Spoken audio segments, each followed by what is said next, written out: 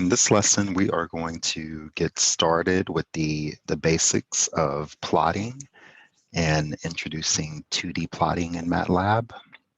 And so we want to consider that Matlab has basic components that you can use for plotting figures and line graphs, and that is done using the plot command.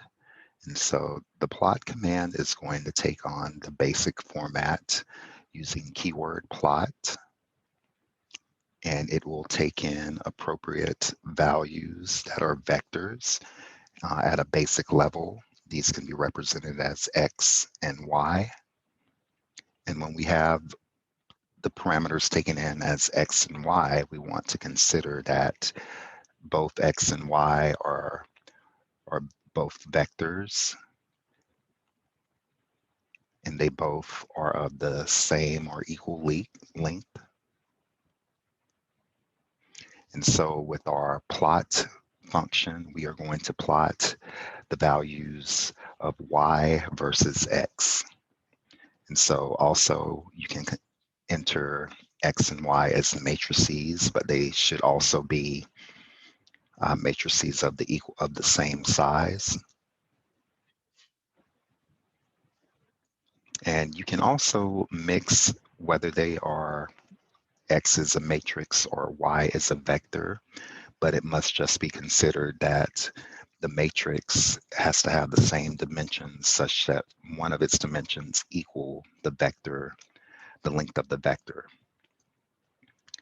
And so to get started with basics of how we plot, let's consider that we have two vectors, x1 and y1. And these vectors contain the values of 1, 3, 5, 7, and 9. For y1, we have the values of 6, 7, 4, 5, and 10. And essentially what we want to do is we want to plot those values on as on a basic plot. And so you'll notice this additional parameter that we've included. We'll get into more detail about that, but this is just a line specialization. And what this line specialization does is say that we want to have the color be red, and it's going to be a circle, which is O. And so when we run our code,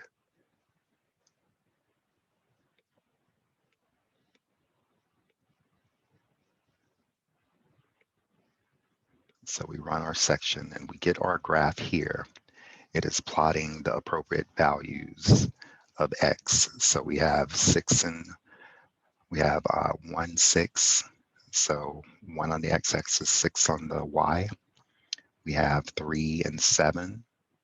We have 5 and 4.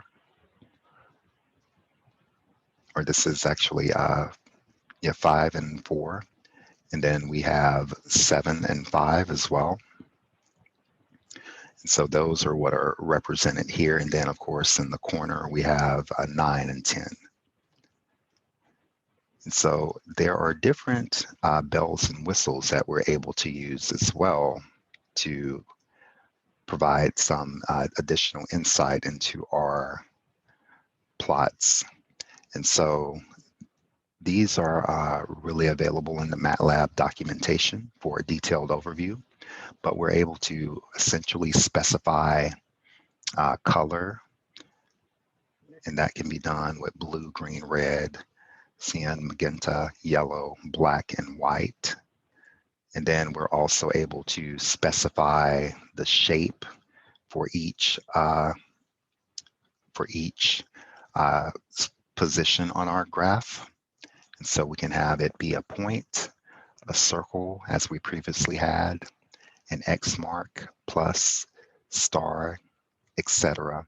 And we can also denote if it's going to be a triangle going down, a triangle up, a triangle pointing to the left or to the right, a pentagram, and a hexagram. And then when we get into wanting to include a line, We can have it be represented as a solid line. We can have it represented as a dotted line, a dash dot, or completely dashed, or if nothing is there, no line. So essentially what we're able to do is pick one specialization for each area where we have the color, where we have the shape, and then we can also have it be essentially the whether we want it to be a line. If there's nothing present, then there is no line. And that goes back to our first plot where we did not have either a dash or anything there. And so it is represented with no line. If we wanted to include a line, we could incorporate this into our, and then that adds into our line on our graph.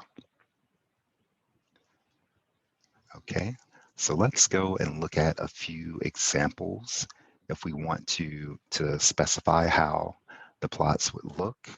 And so if we wanted to plot our values of X and Y again,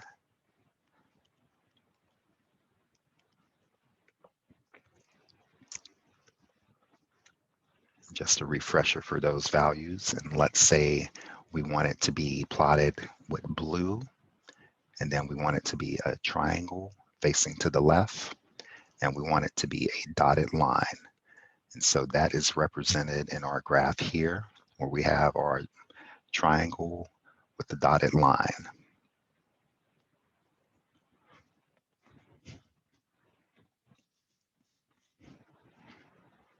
Okay, and now let's also consider if we want to also plot our example. We're going to use a pentagram, and we want it to be red, and then we want it to also be a dotted line here. And so that is represented in our graph here, where we use a pentagram, and then we have the dotted line to represent and the color red.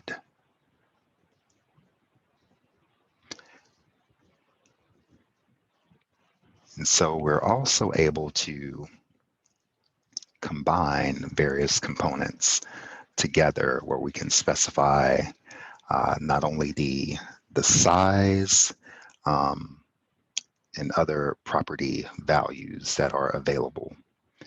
And so we can have this represented as our plot for X and Y, and then we have specific notations for our markers. And so, and when we're talking about our marker, we're again talking about how we want it to be represented with what value. We can also specify the marker size. We're also able to, and with the marker size, you want to keep in mind that by default, it is going to give you a size of 6. We're able to specify the marker edge color. In this case, it is red. So that means the edges are going to be represented in red. We're able to specify the marker face color. So in this case, it's blue. So it's a blue pentagram wrapped in red, essentially. Then we're able to specify the line style, the color, and the line width. And specific details about these components are provided in the Matlab documentation, where you're going to have appropriate specifications for the markers.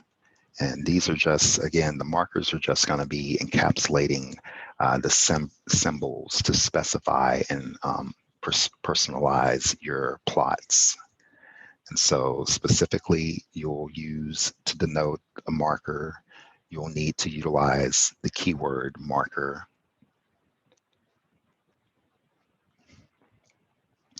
And that's going to be if you're going to get combine various aspects. So you can have the keyword marker, and then you can have, which isn't shown here, marker mode. If that's not provided, it is automatically set by default. And so by default, it's going to be set automatically.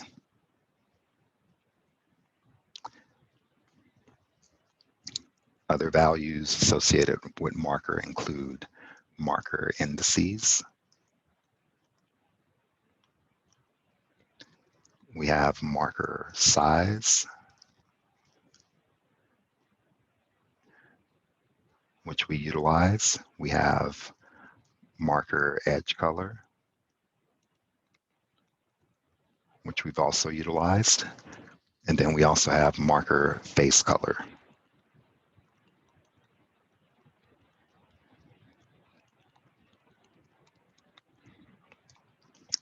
And so these are the additional markers that we can include. And then we also have components for the line specialization that can be declared explicitly as well. And so with the line specialization, you can have not only the color mode, line style as we have here that we specified. And then we also have our line width. We can have our line style mode. And then we can have a few other key characteristics that we can identify for our plots. So let's consider with another plot. In this, we're plotting X and Y. And here we plotted what we want the color to be in blue. And then we have a line width of 4. And so the line width can be whatever value you want it to be. So if we changed it to 2,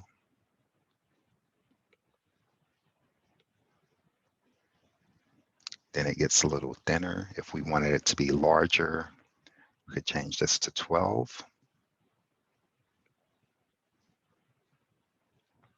And so there are, various ways that you can format the graphs essentially.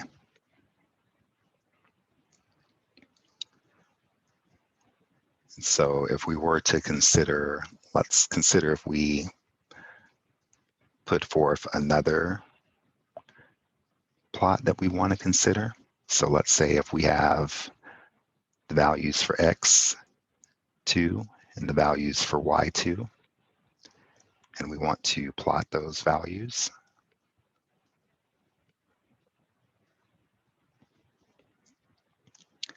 We can have it represented in this way, or we've set the color, we've set the marker size, and then we can also set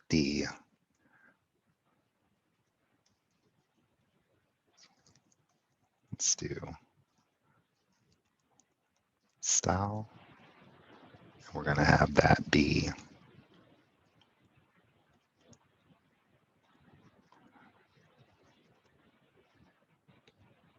okay.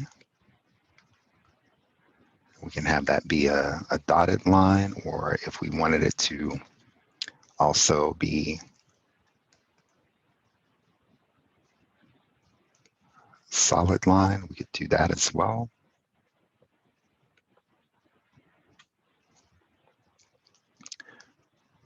So this provides a number of different formatting options that we can utilize for developing an appropriate plot. Additionally, we're also able to work on plotting 2 plots on the same axis as well. And so what we would do in order to do this is we would use our keyword, which is hold.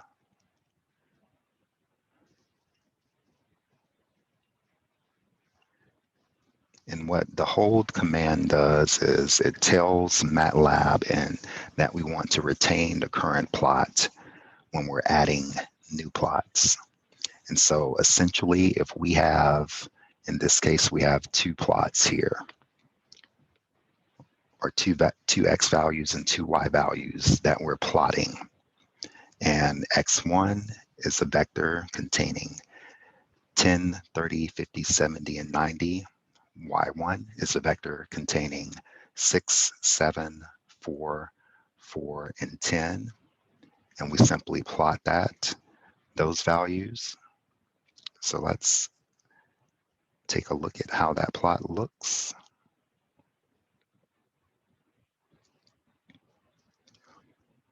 Okay, so we provided a initial plot here. And now what we also want to do is we'll plot more values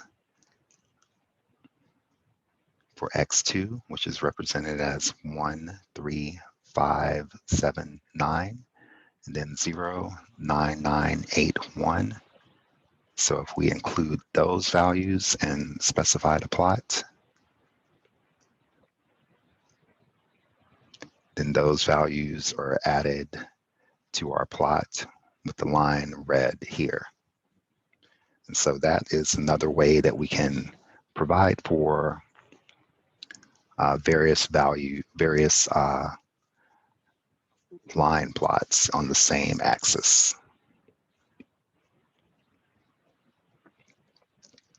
And so we can also consider appropriate mechanisms in regards to controlling the axis. And so in this case, let's consider that we have our other axes that we've included for the values of x1, y1, x2, and y2. And so if we have these axes in place,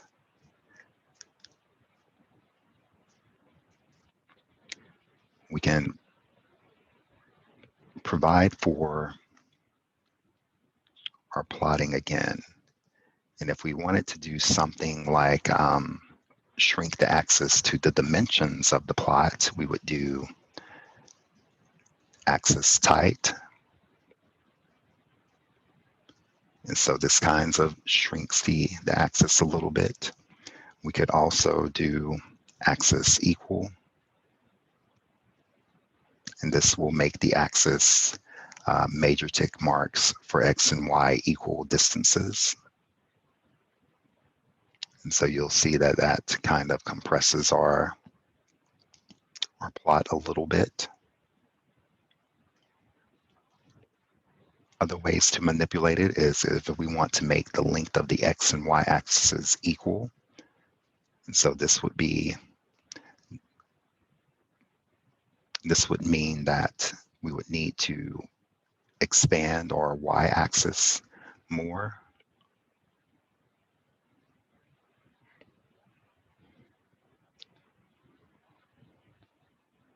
And then we can also pass in appropriate vectors. We can turn the axis off, or we can turn basically a grid on as well.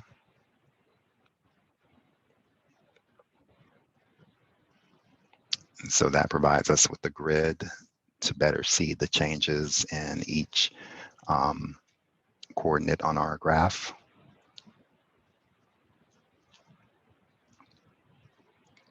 So those are just a few of the mechanisms that we have for manipulating the plot space in different ways based off of the coordinates that we're utilizing.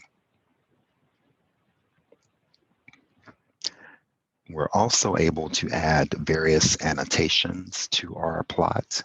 So consider that we have a plot with two line graphs being plotted on it. And if we wanted to incorporate an appropriate title, we can have a legend to represent each coordinate pair. We can have text for specific values. We can label specific coordinates as well and provide for specific guidelines for the X labels and the Y label.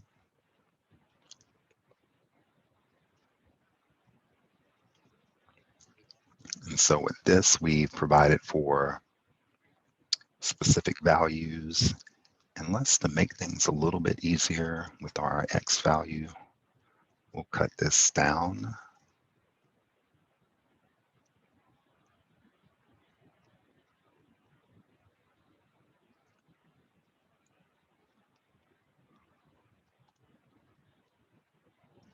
To make things look a little bit easier.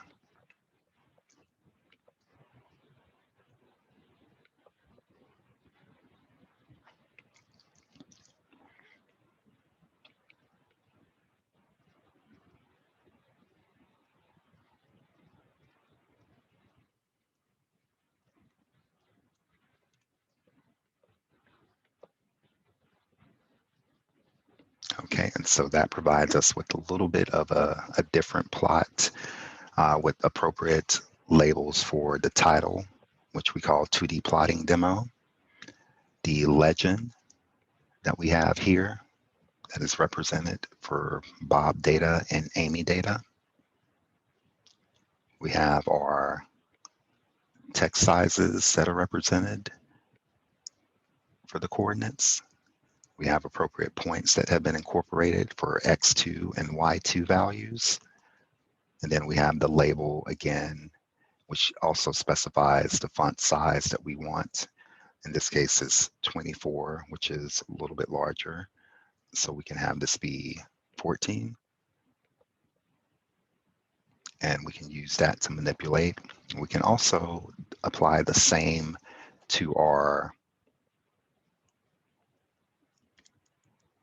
y-axis as well. So if we wanted to,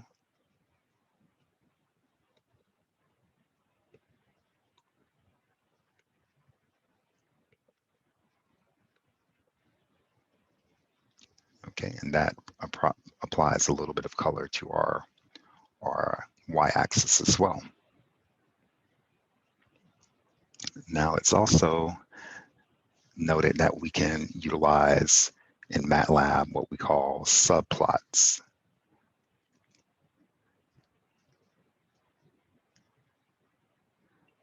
So when we think about a subplot, we're basically going to divide a current figure into n by n grids, and that creates axes in the position that we've specified.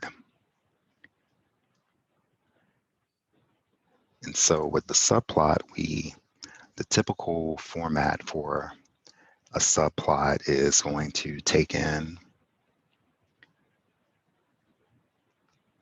keyword subplot as we have here, and we have values that are represented for M,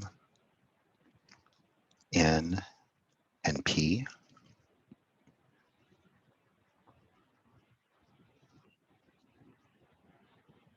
And so when we say M is going to represent the number of grid rows. N is going to represent the number of grid columns. And then we have P. P is going to represent the grid position for new axis. So we have a subplot 2, 3, 1, and we have our values of x1 and x2 based off of a plot for x1 and y1, or x1 and y1, not x2. That is going to be in blue, and we want to label the plot alpha plot.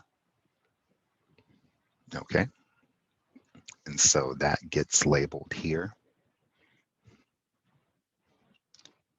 And so now we also have a subplot represented that is labeled 2, 3, 2. And we have our appropriate values for x1 and y1. We label this based off of plot x1, y1 for C. And then we title it beta plot.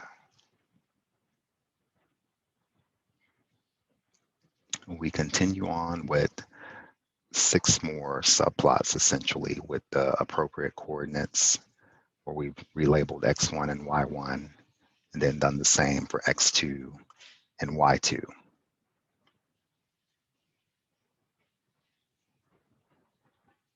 And so this allows for us to have various subplots that are provided.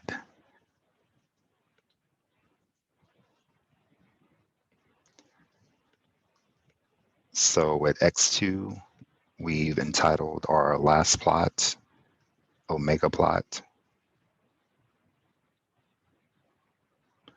And so we've been able to provide for this plot as a part of our initial plot where we've incorporated it into our existing plot. And so this provides us with a high-level overview of some of the various features that we can utilize in working with plots and subplots in Matlab.